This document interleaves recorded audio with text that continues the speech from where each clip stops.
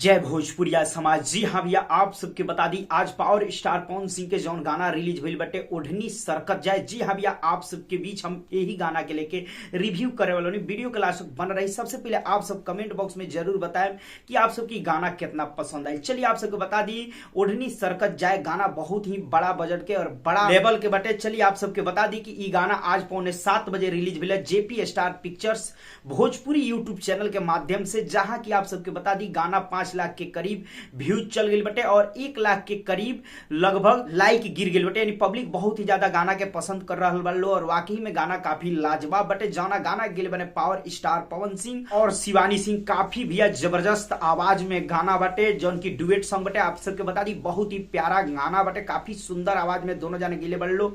ये गाना की अगर बात की जाए राइटर तो जी हाँ भैया आशुतोष तिवारी जी बने बहुत ही प्यारा गाना के लिखले बने का भैया लाजवाब लिरिक्स बाटे। और वह म्यूजिक के बात की तो भैया प्रियांशु सिंह ये गाना म्यूजिक दल बने, काफी खूबसूरत प्यारा डांसफुल टाइप के म्यूजिक दल बने, प्यार से जो डांस होके वाला म्यूजिक होके वो टाइप के बने। अब चलिए आप सबके बता दी एक गाना में परफॉर्मेंस यानी अभिनय के तो पवन सिंह और सपना चौहान जौन की ये जोड़ी की फिल्म बहुत जल्द आप सबके नजदीकी सिनेमाघर में देखे के मिली। जियो मेरी जान जौन की पिछले ही दिन शूटिंग कंप्लीट हुई, वही फिल्म के हीरोइन जौन बारी सपना चौहान उहे भैया एम अभिनय के लिए बड़ी पवन सिंह के अपोजिट बहुत ही प्यारा जौन की किरदार के लिए काफी जबरदस्त भैया एक गाना में डांस भी देखे के मिल रहा बा, वही तरह के भैया चेहरा के एक्सप्रेशन भी देखे के मिल रहा बा। जी हाँ भैया, तो ओवरऑल अभिनय बहुत ही जबरदस्त बटा और पवन सिंह के एंट्री भी काफी महंगा बाइक से हो रहा बा, बहुत ही खूबसूरत एंट्री बाटे। पवन सिंह के में लुक भी काफी गर्दा बाटे और ये गाना में लोकेशन के बात की तो काफी अच्छा लोकेशन बाटे। यहाँ तक बता दी भैया बैकग्राउंड में डांसर भी काफी